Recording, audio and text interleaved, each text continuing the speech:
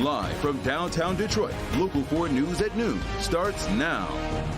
The roar of the engine, Sky 4 live above downtown Detroit that is turned into a racetrack for the Detroit Grand Prix. Thousands expected to come down to see the fast cars spin through the city streets. And the aerial views are just amazing. These normal streets you normally ride on turned into a racetrack. For the first time in decades, the Grand Prix is shaking the streets of Detroit. IndyCar street racers have moved from Belle Isle to Jefferson Avenue, zipping around the Ren Senate at about 200 miles per hour. Practice rounds happening today to learn the new track, and our Hobie RT has been there since 4 a.m. previewing Grand Prix 2023 weekend in downtown Detroit. What a blast. It is incredible, Rhonda. It's such a great time, and the racing hasn't even started yet. This is just one of the first practice sessions. Racers getting on the track earlier this morning at around 8:30. And the difference you can feel here, it's certainly palpable. The excitement is already here. A lot of fans already lining up to get a glimpse of what this new track will look like. But for racers, this is their first time to get out on the track, see how it will fare as we move into Saturday and, of course, Sunday for the big Indy 500 race. IMSA cars are on the track right now, as they have been all morning. Later on today at 3 o'clock, that's when the Indy cars will be out here. But yes, it's a big change moving from Belle Isle to an actual street course that are made up of city streets here in downtown Detroit. It's been a process that's 18 months in the making. We talked to the Detroit Grand Prix president about that earlier today to talk about all of the changes, but also the new breath of fresh air the event has being in downtown city streets.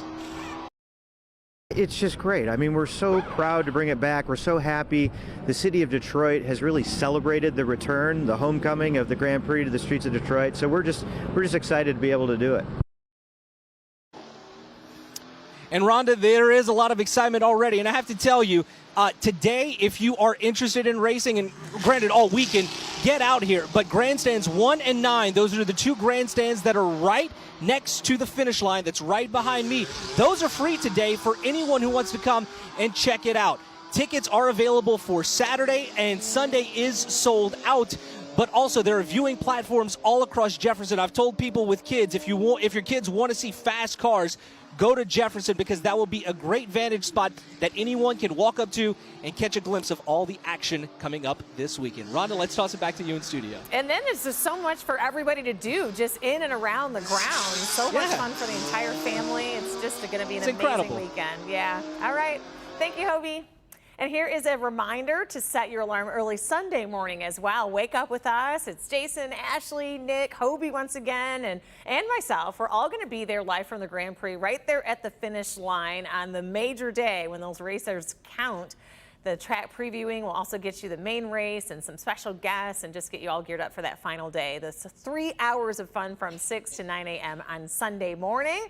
A lot to come before then, though, including the weather. It is gorgeous. You couldn't ask for better weather as we head into 3 days of racing on Belle Isle, Ashley. It's going to be hot for those racers in the cars, but certainly the summer fun outside, it's going to be perfect. I mean, how cool is our city, right? I mean, to be able to see that going on downtown. And yeah, I mean, the temperatures are not cool. Our city's cool, but the temperatures will be steaming. 91. So as those engines are roaring, the temperatures will be soaring, especially this afternoon as we get into the low 90s, and we'll be flirting with it on Saturday. We do have a cold front that rolls through Saturday, so that brings an isolated chance of a pop-up shower, but I wouldn't bank on it. It's mainly going to be a dry front across Metro Detroit, but we reap the benefits of that front on Sunday. Slightly more comfortable conditions as we drop into the low 80s. But that daily weather checklist, if you're heading downtown for the Grand Prix this weekend, you want the sunscreen, the sunglasses, stay hydrated with water, and also wear a hat to help protect your face and skin from that sun as well. Here's a look right now outside at Mount Clemens. We sit at 87 already in Detroit, so we are definitely on the path to hitting 90 today. 87 in Howell, 81 in Port Huron, 85 in Monroe. Your weather story, air quality alert continues today, and we could possibly hit 90 for the first time at Metro Airport with a few slim rain chances, which we'll time out in just a moment. But if you are heading downtown, make sure to take our Forewarn Weather app with you on the go. You can not only check radar for those pop-up showers, but you can also check that UV index to see how often you need to be reapplying that sunscreen, Rhonda. All right, and while we're enjoying all the excitement of the Grand Prix, tragedy happened in downtown Detroit this morning. Our Sean Lay on the scene of a deadly crash involving a bus.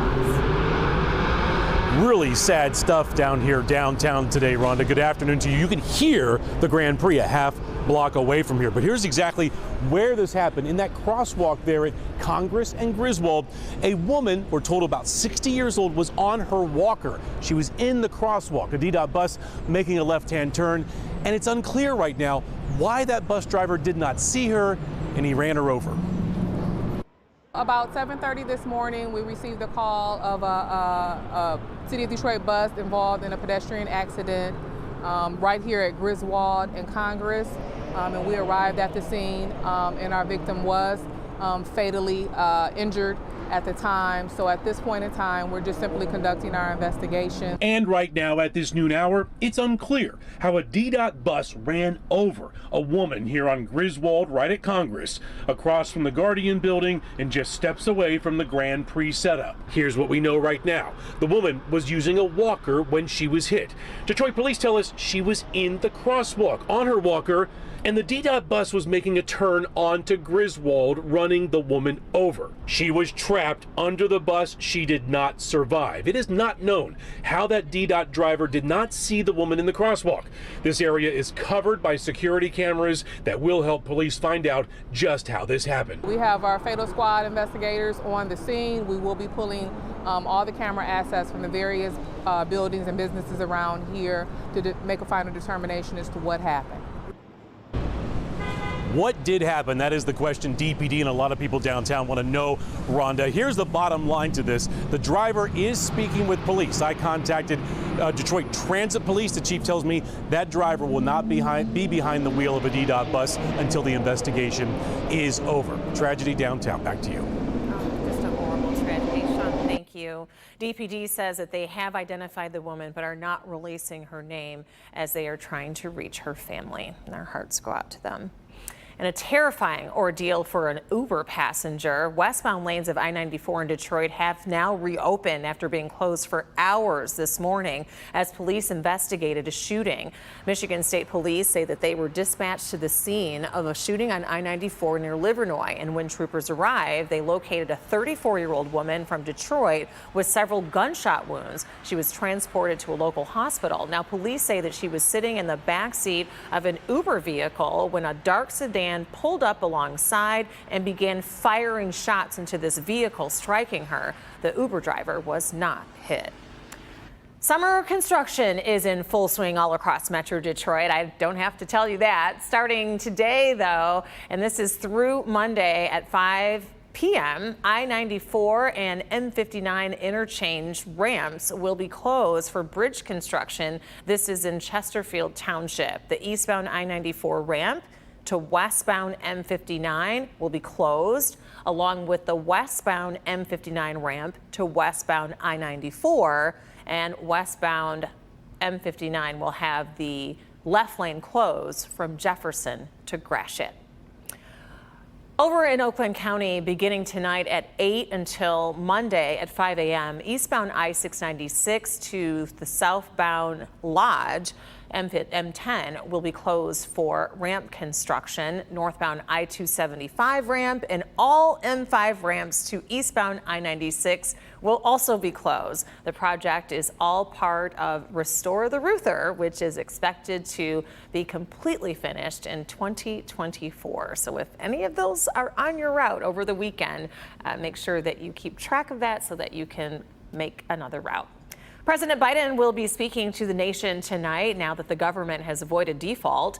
In a bipartisan vote, the Senate passed the debt limit bill Thursday night. All that's needed now is for the president to sign it. But the vote was not without controversy. Party leaders say compromise was essential to saving the country from a first ever default. Once signed into law, the bill will cap spending for the next 2 years. Cigarette sales are up in smoke, and now vapes are taking its place, the trend affecting 2.5 million middle and high schoolers. Plus, as DeSantis heads into a trial with Disney, the judge is stepping down, the judge dismissing himself all over Disney stocks.